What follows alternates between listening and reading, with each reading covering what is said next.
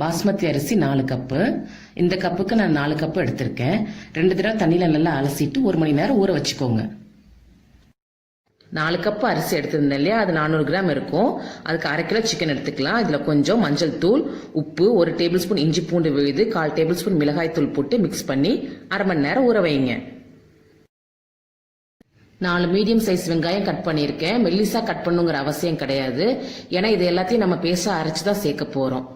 So 4 பெரிய வெங்காயம் துண்டா cut பண்ணது, 4 மீடியம் சைஸ் தக்காளி துண்டுகளாக நறுக்கியது, 2 பச்சை மிளகாய் போதும், ஏன்னா நம்ம மிளகாய் தூளும் சேர்க்க போறோம். 1 கைப்பிடி புதினா, 1 கைப்பிடி கொத்தமல்லி தழை, 1 பிரியாணி இலை, 3 துண்டு பட்டை, 1 அன்னாசி பூ, 5 கிராம்பு, 2 ஏலக்காய்,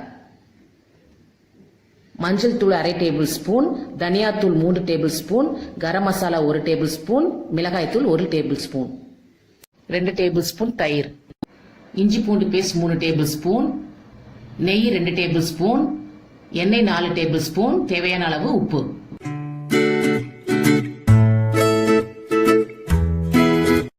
ஸ்டவ்ல குக்கர் வைங்க. சூடானதுக்கு அப்புறம் எண்ணெய் ஊத்திக்கோங்க. எண்ணெய் சூடாகட்டும். எண்ணெய் சூடானதும் மசாலா போட்டு மிக்ஸ் பண்ணி வச்சிருக்கிற சிக்கனை சேர்த்துக்கலாம்.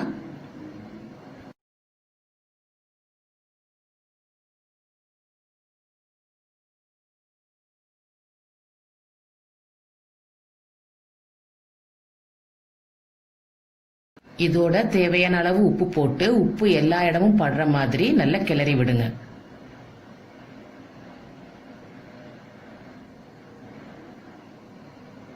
இது எண்ணெயிலே நல்லா வதங்கணும்.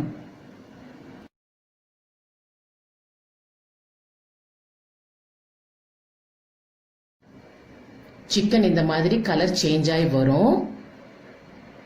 கலர் சேஞ்ச் ஆனதும் அதுல 3/4 கப் தண்ணீர் விட்டு குக்கர் மூடி போட்டு 2 விசில் வர்ற வரைக்கும் வேக விடுங்க.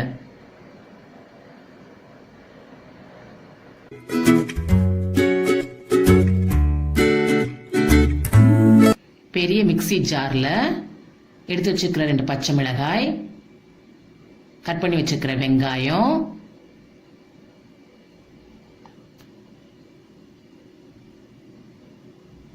கட் பண்ணி வச்சிருக்கிற தக்காளி,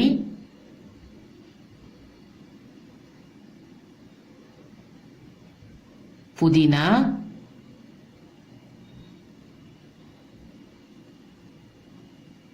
மல்லித்தலை போட்டு நல்ல மைய அரைச்சு எடுத்துக்கோங்க. இதுதான் நம்ம அரைச்சு எடுத்து வச்சிருக்கிற பேஸ்ட்.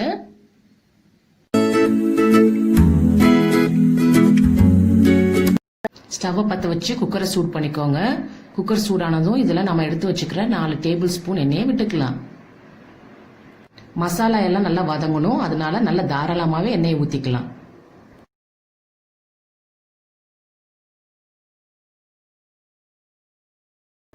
எண்ணெய் நல்லா சூடானதும் அதுல பிரியாணி இலை, பட்டை, அன்னாசி பூ, கிராம்பு, 2 ஏலக்காய் எல்லாத்தையும் போட்டுக்கலாம். நல்லா பொரியிற வரைக்கும் வதக்கிக்கலாம். இதோட 3 டேபிள் ஸ்பூன் இஞ்சி பூண்டு விழுத சேர்த்துக்கலாம்.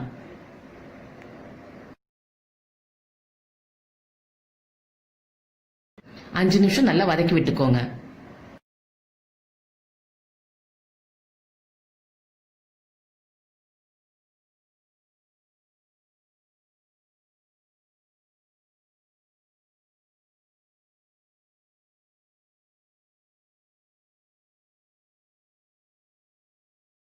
நல்லா வதங்கினதுக்கு அப்புறமா நம்ம அரைச்சு வச்சிருக்கிற இந்த மசாலா பேஸ்ட்டை இதோட சேர்த்துக்கலாம். இது நல்லா வதக்கிக்கோங்க.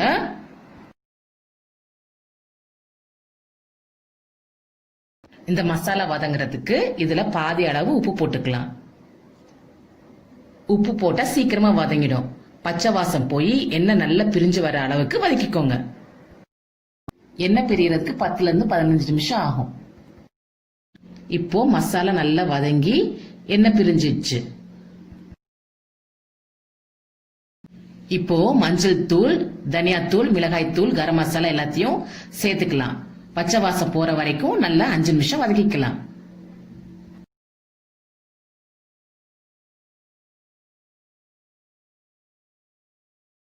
இப்போ எடுத்து வச்சிருக்கிற 2 ஸ்பூன் நெய்யில 1 ஸ்பூன் நெய்யை சேர்த்துக்கலாம்.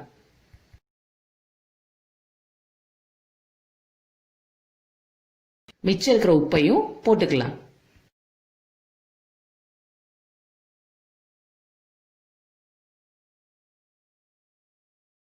இப்போ 2 டேபிள் ஸ்பூன் தயிர் சேர்த்துக்கலாம்.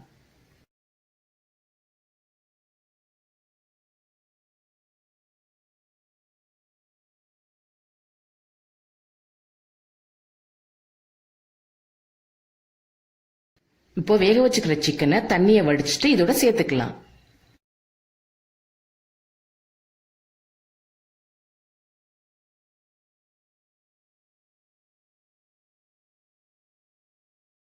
மசாலா நல்லா சிக்கன்ல இறங்குற அளவுக்கு வதக்கிக்கோங்க.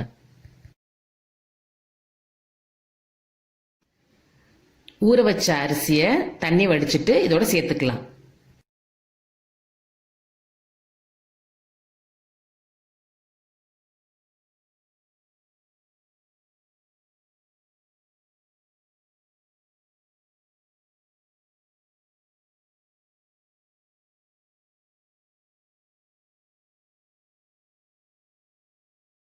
லேசா கிளறி விடுங்க, இல்லைன்னா அரிசி உடைஞ்சிடும்.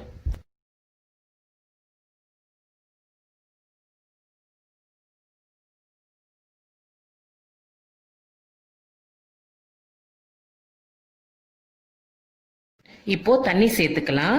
1 கப் அரிசிக்கு 2 கப் தண்ணி சேர்க்கணும். எந்த கப்ல அரிசி அளந்தோமோ அதே கப்ல தண்ணி அளந்துக்கோங்க.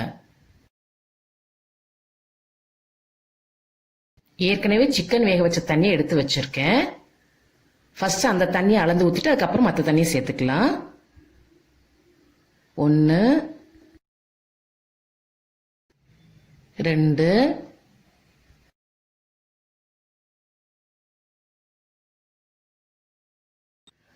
3 4 5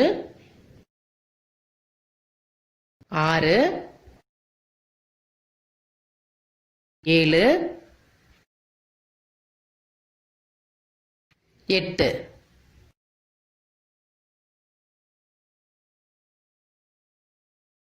நல்லா கலந்து விட்டுக்கோங்க.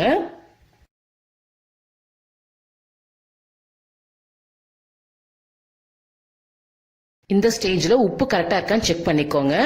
உப்பு பத்தலைன்னா இப்போ உப்பு சேர்த்துக்கலாம். எனக்கு உப்பு சேர்க்க வேண்டாம், ஏன்னா டேஸ்ட் கரெக்டா இருக்கு.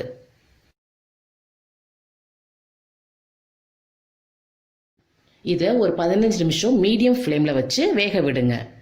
நம்ம குக்கரை மூடி வெயிட் எதுவும் போட போகிறதில்ல, டைரெக்டாக குக் பண்ண போகிறோம். இப்படி செஞ்சால் நல்ல டேஸ்ட்டாக இருக்கும். எல்லாருமே எப்போதும் எல்லாத்தையும் ஒன்றா குக்கரில் போட்டு வேக வைப்பாங்க. அதை விட இப்படி செய்கிறது தான் நல்ல டேஸ்ட்டாக இருக்கும். இப்போ பாருங்கள், நல்ல கொதி வந்துடுச்சு. இப்போ மூடி போட்டு சொன்ன மாதிரி 15 நிமிஷம் வேக விடுங்க. அப்பப்போ தண்ணி வற்றிச்சாங்கிறதையும் செக் பண்ணிக்கோங்க. இப்போ தண்ணி எல்லாம் வத்திச்சு, கொஞ்சம் தண்ணி தான் இருக்கு. இந்த ஸ்டேஜில் நம்ம மிச்சம் வச்சிருக்கிற நெய்யும் சேர்த்து மிக்ஸ் பண்ணிடலாம்.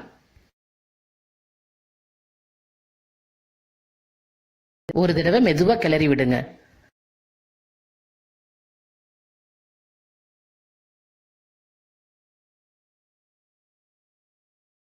இப்போ ஸ்டவ்ல இருந்து குக்கரை இறக்கி வச்சுட்டு தம் போடலாம்.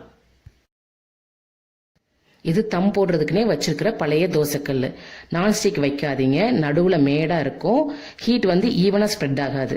இது மாதிரி தோசைக்கல் குழிவா இருந்தா அதை யூஸ் பண்ணிக்கோங்க.